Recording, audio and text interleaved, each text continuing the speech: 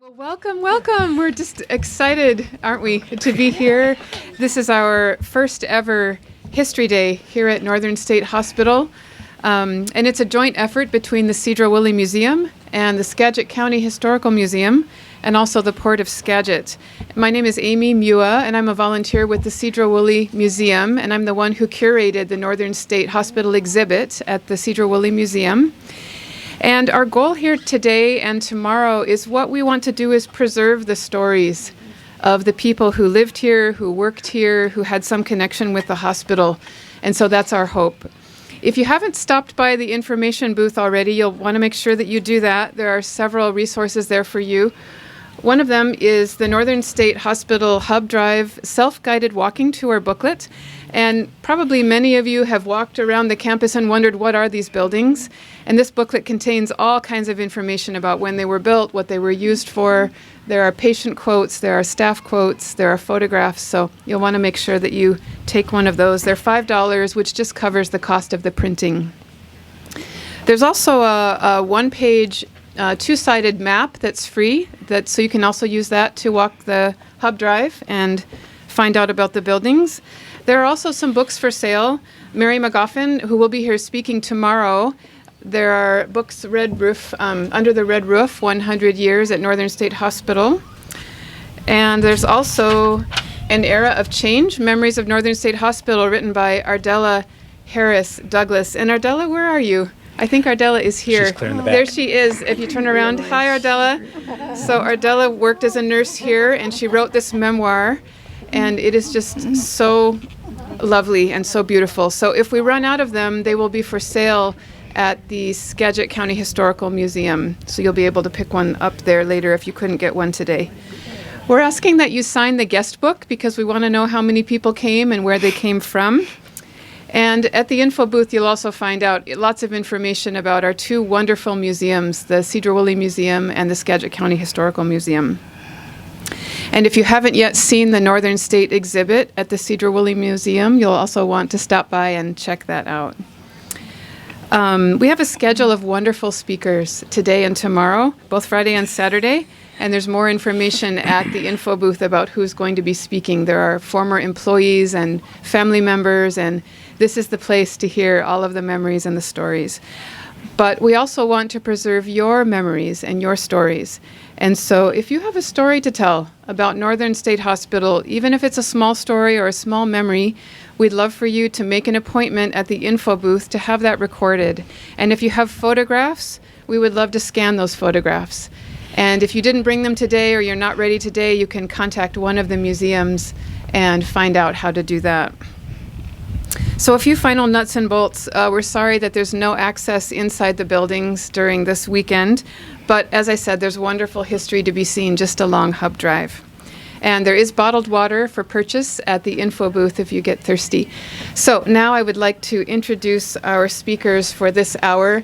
We have Arne Erickson and Carolyn Swanson, both of whom served as nurses at Northern State. They worked together, and they also worked together after they left Northern State. And I'm sure that they were up to no good a lot of the time, but they're very well-respected individuals. So I will turn it over to you, and after they're finished sharing, we can open it up to some questions and answers at that time. So Arne and Carolyn, let's give them a hand. Oh, my. Thank you. Carolyn's going to start. I guess I'm going to start first. When I first came to Northern, my name was Carolyn Peterson before I married Dennis, who's in the audience here. Just a little bit about me. I've been married for almost 62 years. I have 12 grandchildren, and I've got 5 great-grandchildren, and Sedro-Woolley has been a part of our life ever since we got married and came up here. But what I wanted to start with was, in 1938, I was born. And in 1938, Trevennan Hall over here was built. Little did I realize that 20 years later, I would be up here living in Trevennan as a student nurse. I took my rotation here through the Swedish Hospital in UW, and at that time, the nurses would come up here and do a 6-month rotation. So in 1958, Carolyn came up to be a nurse. Now, I had learned a lot of things in books, right, about psych nursing, and I thought, okay, I'm ready to go. I wasn't. I had no idea what kind of an arena I was going to be thrown into. I did not know anything, and I drove into this little place here, and I had a lot of fear and trepidation, because I thought, now, this is not what I've learned. So anyway, I came into the rotation part, checked into Trevena, and I was assigned Ward 6 and 7. Now, Ward 6 and 7 was the admission and treatment ward for men. So what I'm going to do is I just wanted to share a little bit about my first day at work. I came into the unit. I rang the doorbell because it was locked. 2 attendants came and let me in and took me up to a little tiny place where we called our office. And I was introduced to several of the physicians that I was to work with. I worked with Dr. Bolotis, who for years. I worked with Dr. Leo Timirov, and I worked with Dr. Gruner. At that time, as most people remember, there was really no medications. Thorazine was just coming into being. So the things we had to take care of a patient who was out of control was leather restraints, canvas restraints, to kind of protect them from hurting us and from hurting themselves. And that was pretty much all we had. I came in the morning, we'd have report. Our breakfast was brought up on the dumbwaiter from down below up to the 2nd floor. And while they were feeding and eating, and we would be having report. Twice during my shift, we'd have smoke time. And so I'd go out, and the guys would all sit around, and we'd light their cigarettes, and for about 15, 20 minutes, they'd have smoke time. Then I'd go back into my little room. This went on for my shift. But during this time, there was an awful lot of chaos. There was fighting, there was noise, there was patients who were resistive. They didn't want to cooperate. They didn't have any medication to give them at that time. And there was just a lot of unrest. Clients take off their clothes, wouldn't do what we wanted to do. So that was kind of my first weeks on that floor. But the one thing that did happen was I got to know the clients. I got the patient. We called them patients then, but I got to know them, got to talk to them. And my knowledge did come out at that time in trying to make a relationship, even though we couldn't control them at all times. And they became a little family, the patients and the attendants became really good friends. Anyway, I was probably one of the last nurses that worked with the ice therapy. You've probably heard about that, where they put them in a tub of ice, trying to control them.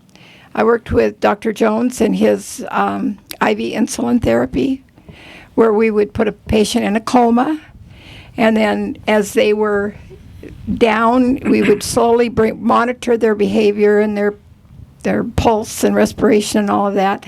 Then we would slowly bring them out after they were perspiring profusely. We'd bring them out, and then we would give them IV glucose. So this was just a part of what I did, because that was soon phasing out. And then pretty soon the electric shock therapy came. I was involved in the electric shock therapy with a team. There was a team. We took patients 2 or 3 times a week down to another building. We would line them up on cots in the room, and the doctor would start at one end. We were a team, holding their legs, putting a mouth guard in their mouth, doing things. I was holding the electrodes. The doctor pushed the button, and, we'd give the jolt. And then we would slowly go down toward maybe the last two patients. Can you imagine what these two patients were thinking when they were going down? You know, there was a lot of fear, they were scared. And of course, most of them had to be strapped down to protect them. I did that for a long time. And then I left Northern State for a short time to have some children came back. And at that time, when I came back, I was involved in the Snohomish unit. And I'm going to let Arne talk about that. But I do want to share with you 3 instances that I remember. You know, these are my remembrances. Number 1, we used to have dances. And we used to have movies. And some of you remember that. And we would go on Friday nights, we'd come up to the dance, and the women would be on one side, the men on the other. And they would come running when the piano played, and they would grab each other and dance. And this woman that played the piano, she was just catatonic. But boy, when she got up to play that piano, she could tinkle those ivories and play. And then when it was all over, she'd go back to her chair, and that was it. We went to the movies. We went to the baseball games. Some of you I've talked to this morning said you were at the baseball games. There was fun things that went on here.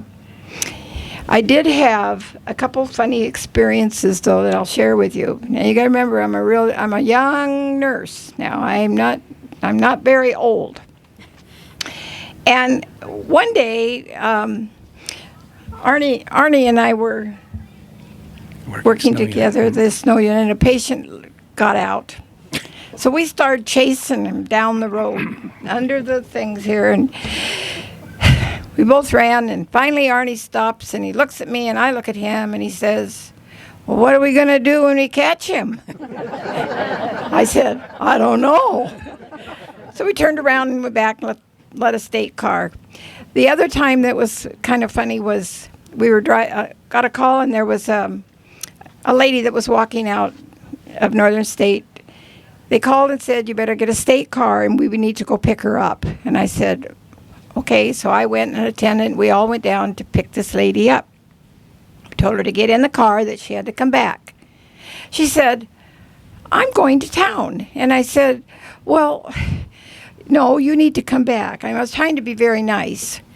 She said, "I am Dr. Borey's wife." He was a superintendent. And I said, "Oh, yeah, right." Well, you know the rest of the story. She was Dr. Borey's wife. And we have never lived that down. That's something I will always remember. She was a great show about it. She didn't get too mad. And the only other thing that happened to me is, you know, things do happen when you're working with psych patients and you have no medications. I had been attacked twice. And one time was in a kitchen, and I told the young man, I said, "You don't want to hurt me." And he had a knife, and he just threw it on the counter, and he said, you know, he left me, and he went running into our day room. We had a day room up there, and he just demolished it. But he didn't hurt me. And another time, I was giving out medication, and we had French doors on Ward 7. And I learned something then, too. I had a man who was on observation come up to the front door and say, I said, "You don't have any medications." And I said, what can I do for you? Well, I learned as a young nurse, you never ask that to a patient, "What can I do for you?" He immediately flew over the door into the floor in the med room, and we had a little tussle. And all the attendants came running. And we, you know, it was okay. It wasn't bad. I was still a little bit like this. But I always remembered Dr. Belotis and Dr. Leo talking to me as a young nurse. And they said, "Carolyn, you got to have eyes in the back of your head. And you also don't ever ask a patient what you can, you know, what you can do for him on a men's ward. You never do that." So I didn't. Anyway, when I came back to Northern and worked again, I worked the Snohomish unit, and I'm going to let Arne tell all about the Snohomish unit and his memories. Thank you, Carolyn. As Carolyn describes, these are our memories, and they may or may not be what other people remember. So just kind of saying that in advance. I started at age of 18 in food service here, and that was an interesting job in and of itself. We had these carts that were hooked to a tractor. They were filled in the kitchen, and then we drove it around. We, being a patient and myself, drove this cart around and then delivered the food to the various units. Also, after everything was done, via the dumbwaiters, we collected all the dishes and we washed them. So it was another thing with a patient crew that actually did this washing in the basement of what is now was the Douglas building. One of the things I found out about that patient crew was I was in the basement by myself with 7 patients who knew the drill, knew what they were doing as far as the washing and stuff was concerned. But I found out later 2 of the patients were what we then called psychopath. Anyway, it was an interesting situation for a young person who didn't know anything about mental health at that time to be working with these guys. From there, I went back to school. I wanted to be a teacher, and I was going to join Skagit Valley College, so I needed an afternoon shift job, which was offered not in food service, but was offered as an attendant, and that's where I joined the hospital per se as an attendant. Ended up taking, there's so many memories about this. One, we did classes over here in what was Wilkes Hall on the 3rd floor. One of my instructors was Agnes Orsini, a phenomenal RN who had life experiences that just unbelievable. She did things like, flying into Alaska. She was called a bush nurse, and they flew people like her into these remote areas, and they parachuted down to provide treatment where it was. Anyway, so this lady is teaching us about psych. She's teaching us all kinds of things, and I ended up taking the medication course from her, which has all kinds of tales also. As Carolyn was describing the French doors, the half doors, we would have the med room on one side, patient would come up, and we'd pass out the medications. Now, by this time, we had dropped most of the, what we usually refer to as kind of barbaric treatments, which of course is known hindsight, is not necessarily known in foresight. Anyway, so we had medication by the ton, and a lot of it was liquid. So we mixed these medications in juice and then passed them to the patient. One of the things that happened to me was one patient decided she didn't like it, and she threw it at me. So I'm covered with Thorazine and orange juice. Well, that meant I really needed to change out my uniform because it was getting stained by the orange juice. Supervisor at the time was one Les Harrison, who I did respect, and we informed him of this particular incident because I was then wearing patient clothes, which was available. So picture high water pants and beltless, and anyway. About an hour later, get this call that they want us, myself and a nurse on the other side, to go out in state car and pick up a patient that had been cited in Burlington. And I'm thinking, sure, Les, this is a joke. And I ignored it for about half an hour and then got all kinds of heck, plus a visit in person. You will go out in the state car. Oh, God. So I'm driving, and the nurse with me was Pearl Eden, delightful little lady. Anyway, of course, she's in her whites and her sweater. And away we go to Burlington. But by the time we get to Burlington, the patient had boarded the bus. I don't know with what, but she managed to get on the bus. And so we have to follow her to Mount Vernon, the next stop for the bus. When we're pulling up to that, I'm thinking, God, I hope she gets off the bus with Pearl, because if she doesn't, can you imagine what all those people on the bus are going to think with some guy walking in and dragging this patient off the bus? Fortunately, she did. She came off, and away we went back to the hospital. I joined the Snohomish unit, which was very progressive in its treatment options. It was just a phenomenal place. I guess one of the things I appreciate about Northern was the opportunities. If you think about, as an 18-year-old looking just for work, I started in food service and then became an attendant, learned how to do medications. That was quite a knowledge of itself.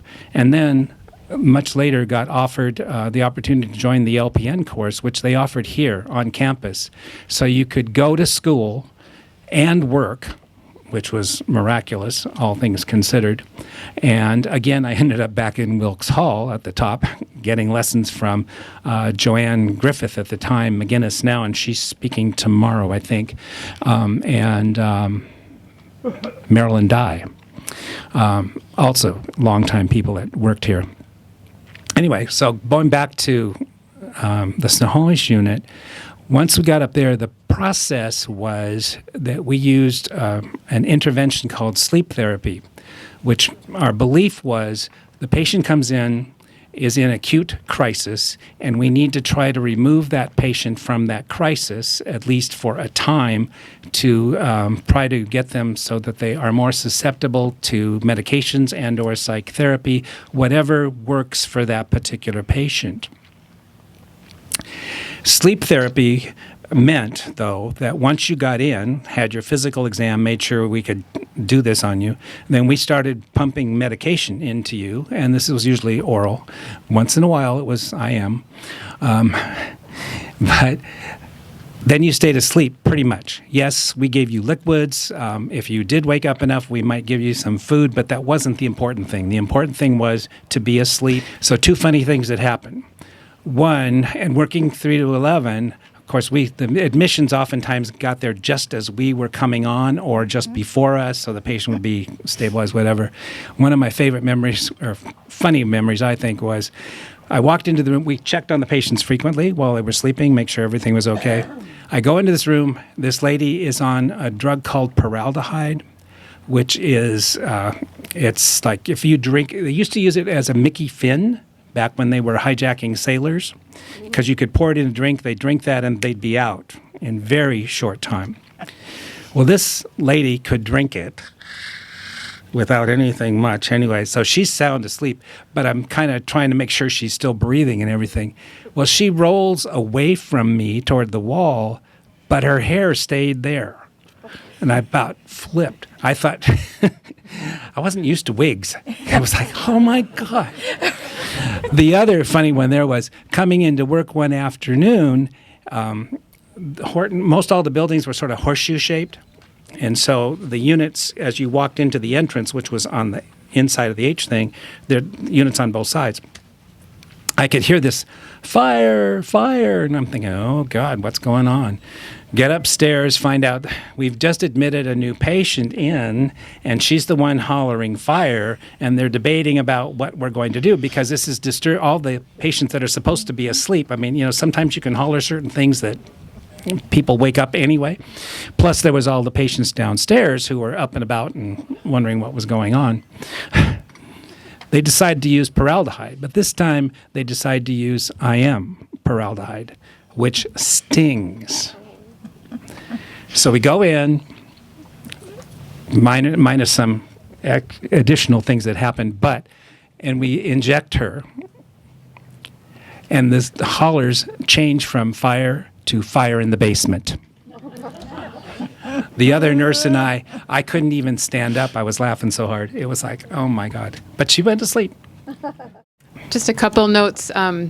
There are several buildings that have been demolished, and the Snohomish unit is one of them. It was also called Horton, and it's at the very far end of Hub Drive, and so that's no longer standing, but that's the building where Arne is talking about, where he worked. Shirley House was the director of recreation at the time, and she had this idea that it was a good thing to get the patients out of the institutional setting. So her plan was, let's take them out to Lake 16 and we'll spend the night. Who volunteers to go? It turned out to be a really fun experience. Realized so many of these patients were so habitized into their rituals. So like bedtime is medications at 8 and bed is like about 8:05, and most patients were sound asleep even out camping at 8:05. Anyway, so she had gotten a donation of fly fishing reels, and we were going to go out on the dock and do the fly fishing thing. So there's 8 of the male patients, one of whom I had not heard talk ever. He's on the far end. Anyway, Shirley is demonstrating how to do this. Well, she, reels back and she lets it fly, and it's a beautiful cast. One of the other patients, "Oh, Miss House, do it again, do it again."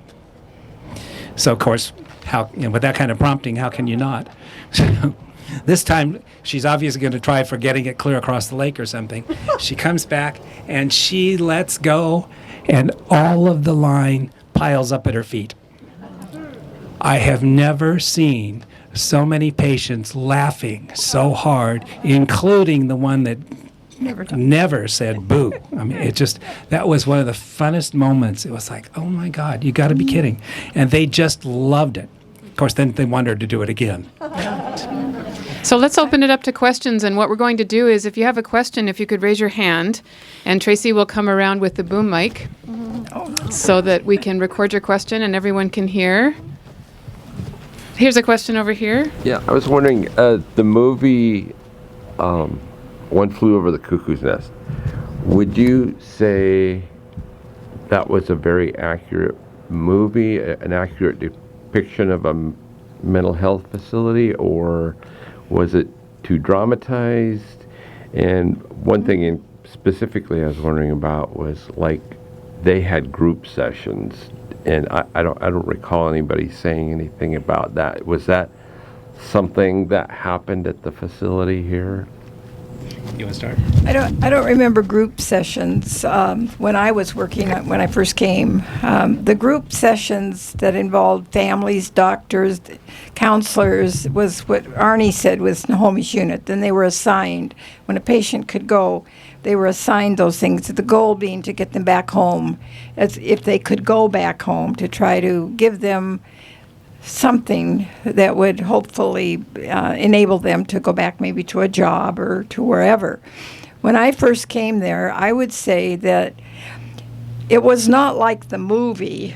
I saw the movie, but in parts of it was pretty close in some things.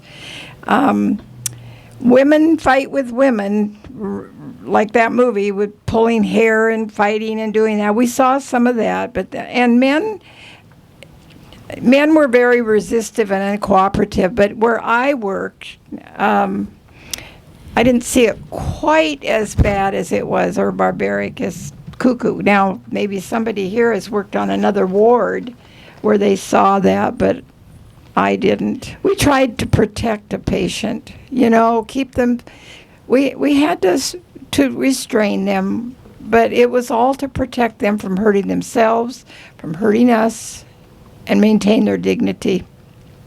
Yeah, I thought that movie was a bit over the top, but again, that was based on my experience here, and I did work a lot of different wards. Snohomish unit wasn't the only. I worked in the annex. I worked almost everywhere because I gave medication. I don't believe I saw anything really close to that. We did do some group therapy, though, on One North and One Northwest, One Northeast. Yeah. But that was group sessions with patients. So there'd be a therapist or the psychiatrist and a group in discussion about things. One of the things that I remember us talking about a lot was there's very little difference between them and us. It's today I've got the key. One more comment about One Flew Over the Cuckoo's Nest is that Northern State Hospital was one of the places where they considered filming that, and a crew came out to check it out, but they selected another location. Yes. So you said you were involved in the shock therapy, and there was a scene in that movie where they did shock therapy. Do you recall that scene? I don't know. They put Mac was the patient, played by Jack Nicholson, and they put a mouthpiece so he wouldn't choke when he Right. was shot. Do you recall anything like that happening? I did that a lot. Yeah. Yeah, I held electrodes. I put the mouthpiece in. I had a team holding legs so they wouldn't break legs or arms or bite their jaw. And then the doctor would go ahead and do the jolt. They would put the... They put on the temple area. Okay, thank you. Other questions? I have a question. So you mentioned women's ward, men's ward. Was there children's wards also that you took care of? I never. No. No. The youngest I can remember, and that was I think he was 14. Yeah. And there was a cutoff. I don't remember exactly what the cutoff age was, but we did not have children per se. That, like I said, this was the youngest. I will share one story too. We didn't have children, but we did have a 13-year-old on the floor for a short time. And like Shirley, she wanted these kids, the boy, to get out of the situation of being on the ward. So my husband and Dennis and I volunteered to take, we'll call him Charlie, to take Charlie home. We lived in Sedro-Woolley. We were going to take him home for the evening and have dinner. So we brought him home, and we tried to communicate with him. He was not communicative. And we set him down at the table, and I can't remember what I served, but I do remember my dessert. So I put the dessert in front of him, and I had a chocolate cake, and I had served him some peaches, and I had some milk. And he began to pour them all together at my table. Dump them all together and just eat. And of course, like I said, we're kind of young. We didn't know what to do about all of that, but he didn't act out, and we managed to get him back to the ward. But like Shirley, she really felt that patients should go out. And of course, that, as you all know, that brought up Northern being a real part of the community of Sedro-Woolley. People had jobs. They went and worked. I want to say one thing about that. I was saddened in 1973 when it closed. We were so progressive compared to other institutions. And, my heart just broke, and I spoke out. I written several articles to the paper and all this. Of course, it didn't get anywhere, but my future did not end at Northern. Because I went home, and I went right to Skagit Valley Hospital, and I told him, I said, you need to have psych in your hospital because they're going to start coming, and they're going to start going into your ER. And, of course, LSD was coming at that point, too. He said, I don't know if any of you all remember Mr. Parr. And Willis Parr looked at me, and he says, I don't want any psych in this hospital. There's going to be no psych. And I said, okay. So I went home, and I think I was home 2 weeks, and I got a phone call. And he said, Carolyn, this is Mr. Parr. Help. So I went in, and Marion Parody was the mental health professional at the time, and he said, okay, guys, you two can develop a program here at Skagit. So we looked at each other and thought, okay, we can do what we want to do. And he says, well, what are we going to do? And I said, I am going to take my sleep therapy from Northern State Hospital, that protocol, and I'm going to start that program at Skagit Valley Hospital, which I did. And after a month or two, was able to go to Olympia and get a grant, talk and say we would like to have psychiatric treatment for everybody in the general hospital. And we had a ward there. We had a locked room, and we developed the program, and it's still going to this day, although I'm retired. What she didn't mention was the floor that started on was the orthopedic and psych floor, which was where I was working. A challenge when you're up in, what do you call it? Your legs are up, and then you're on the orthopedic floor, and you're in traction. Psych patient comes in, wants to go to bed with you. It was a challenge. Other questions? I have a question about the shock therapy. I'm really kind of struggling with it. Emotionally, how were you able to do what you needed to do to have the therapy done? Me? Yeah. Well, that's kind of interesting. You know what? I kind of purposed in my heart when I went home at night. I left my work. Now, not everybody can do that, but I did. I left my work there. I didn't let it bother me. I had I had my family and children, and I tried to just not get, caught up in that. But again, part of me was wanting a relationship with those people that were having ECT. And so I purposed that I was going to get to know them, talk with them, and I saw something in them other than that shock. And that got me through. I think I'd make a comment about it also. I participated also, took patients up to have the treatment, and many times stayed there while they had the treatment or assisted with it. I think my belief system was they need the help, and typically, at least when I was doing it, by that time, it was considered a last resort. It wasn't the first thing. Mm-hmm. We tried medications, we tried many things, and in fact, they had to go through kind of a step protocol before they could be considered for ECT. It wasn't just, let's just give them ECT. And I did see it work. I mean, it really did change some of our patients, and some of them did quite well with it. Yes, others didn't do as well, but that could be said for almost any kind of treatment. I wanted to make a comment on that. I'm Dr. Belotis, the daughter of Dr. Belotis that Carolyn worked with. And because there was such negativity against ECT, my dad kept a record and compared ECT to drugs, to all the other therapies. And the data actually showed that ECT was working better than a lot of the other therapies. And in fact, we still use ECT today. Yeah. But again, as a last resort, not the first, you try drugs and stuff first. They're still using it at the hospital now, too, occasionally at Skagit, but they do things differently now.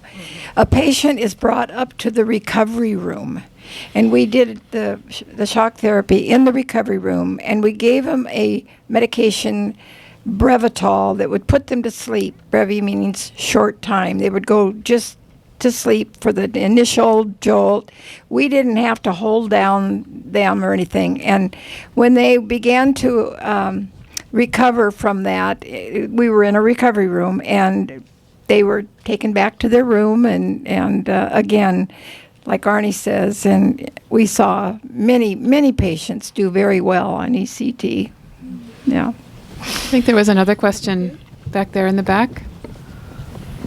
Of all the things that you experienced here, are there any things that you think would transfer that are things that could be being done out in the communities where we're trying to take care of people with problems now? Are there any things that you look and say, oh, well, we learned how to take care of that back then? I'm not phrasing it well, but Are there any things that you would say work well that aren't being used now the way we're treating people out in the community? I think my thought in general is that there is a place for some institutionalizing of patients because it provides shelter, it provides meals, it provides medication, and hopefully an incentive to take those medications and or participate in the various psychotherapies that are out there. Without that kind of support, though, it may never happen. I mean, I'm still very angry with Daniel Evans because in my view, he's the one that forced the closure of Northern. That's my personal view. That kind of thing is still happening. Mental health is, it seems like it's always the stepchild or the last thing that gets attended to until, of course, something major happens, and then they finally figure out, we should throw some money at it. So, there are things here that worked. In effect, some kind of sleep therapy, it works because it's the intervention that helps, that gives the person the chance to get out and get into a better setting, if you will, or a better, hopeful mental setting. I think we have time for maybe one or two more questions.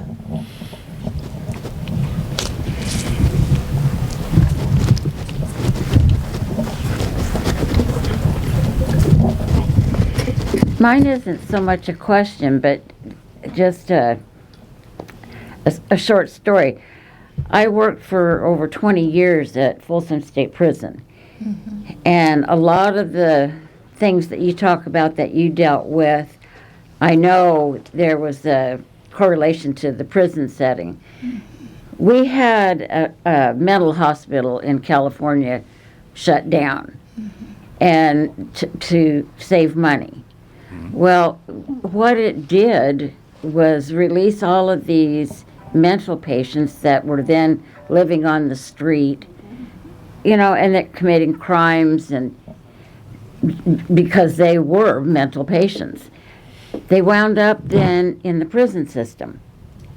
So it still was costing the state probably even more money than if they had been allowed to keep that mental hospital open where those people belonged.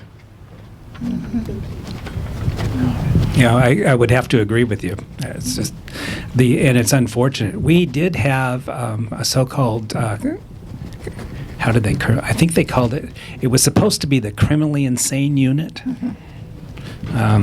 which was on Elliott 2. Worked there for a while also. But, you know, those people under medication, in spite of what they did when they weren't on the medication, in general, they were pretty amenable. You didn't appreciate what was behind some of that kind of stuff. But again, in a good setting, shelter, food, medication.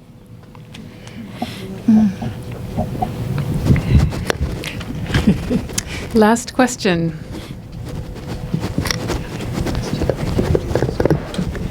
I'm not sure what years you came to work here at Northern State Hospital, but when you came, did you notice, my biological great-grandmother lived for 40 years here as a patient, and it breaks my heart, and I'm curious how diagnoses and medications changed from 1924, right? She died in 1964, and she was here, except for getting out once for 6 months. She was here. So what I wonder, and she was 47 when she came into the hospital.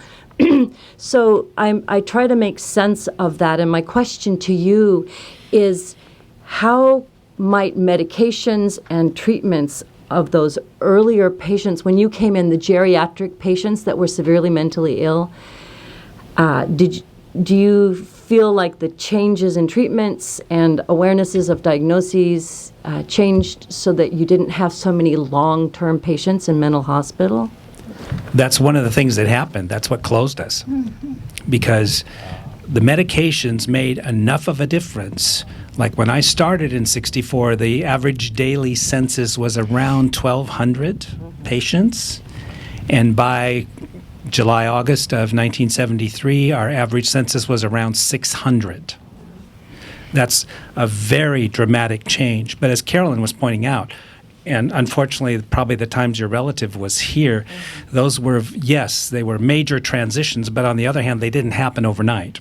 You know, unfortunately, they took quite a while. One other comment about Northern, though, was that as I understand it, we were about 10th in the nation for being progressive and doing things. And part of that was having the units many were open.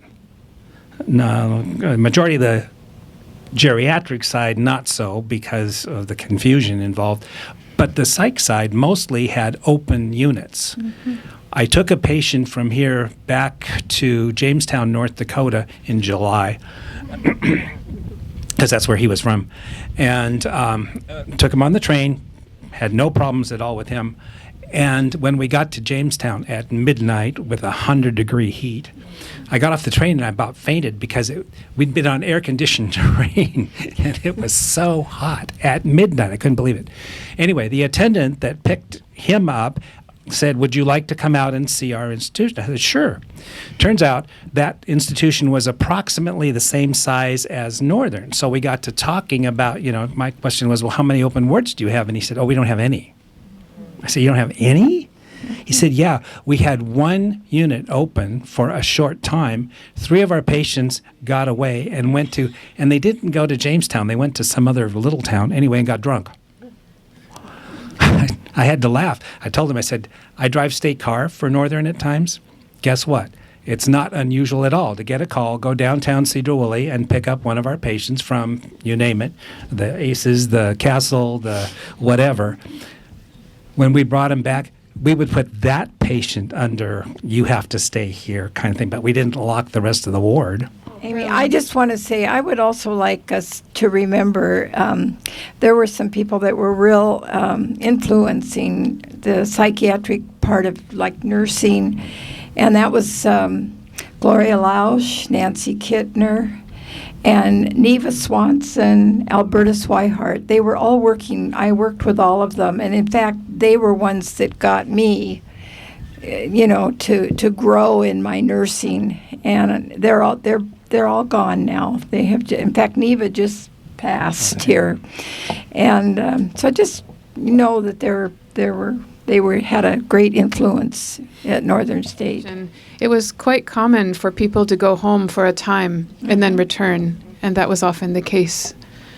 But what Arne says is true. There were no fences at the time, so that the philosophy was to allow patients the maximum amount of freedom.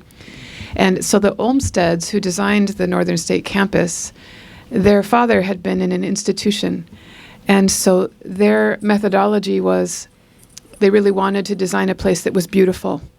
And if you ask anybody, do you remember Northern State when you were a child? Oh, yes, we always used to drive up there to see the flowers. And the flowers are what a lot of people remember, and how the philosophy was that beauty was a part of someone's healing.